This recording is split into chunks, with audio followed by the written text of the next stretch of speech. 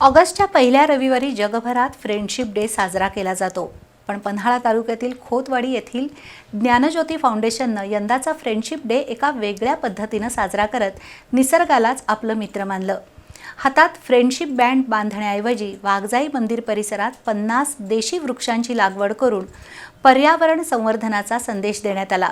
निसर्गाशी मैत्री करण्याच्या या संकल्पाला पर्यावरणाशी खरी मैत्री म्हणावी लागेल. हिरव्यागार डोंगर रांगांमध्ये पक्ष्यांचा मंजूळ किलबिलाट, मोकळा वारा आणि सुपीक जमीन ही पन्हाळा तालुक्याची ओळख आहे. अशा निसर्गरम्य वातावरणात खोतवाडी इथल्या ज्ञानज्योती फाउंडेशन संचलित सावित्रीबाई ज्योतिबा फुले वाचनालयाच्या विद्यार्थिनी आणि स्वयंसेवकांनी यंदा ग्रीन फ्रेंडशिप डे साजरा केला. वाघजाई मंदिर परिसरात वड, पिंपळ, चिंच, करंज, शिसम, जांभूळ, बहावा, बकुळ, काजू अशा 50 देशी वृक्षांचं रोपण केलं. त्यातून वृक्ष हेच मानवाचे खरे मित्र आहेत हा संदेश देण्यात आला. केवळ माणसांचीच नव्हे तर निसर्गाशी सुद्धा जिव्हाळ्याचं नातं जपलं पाहिजे या भावनेतून हा उपक्रम राबवण्यात आला.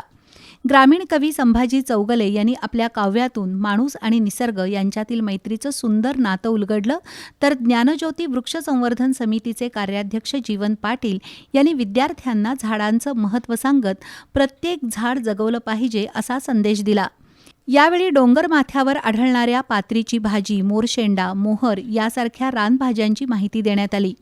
मोबाईल आणि सोशल मीडियापासून दूर राहून निसर्गाच्या सानिध्यात घालवलेला हा दिवस प्रत्येकासाठी अविस्मरणीय ठरला.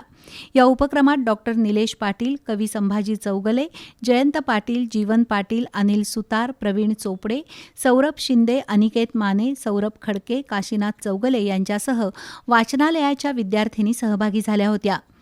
हिरव्या मैत्रीचा हा संदेश पर्यावरण संरक्षणाच्या चळवळीसाठी पाठबळ देणारा आहे.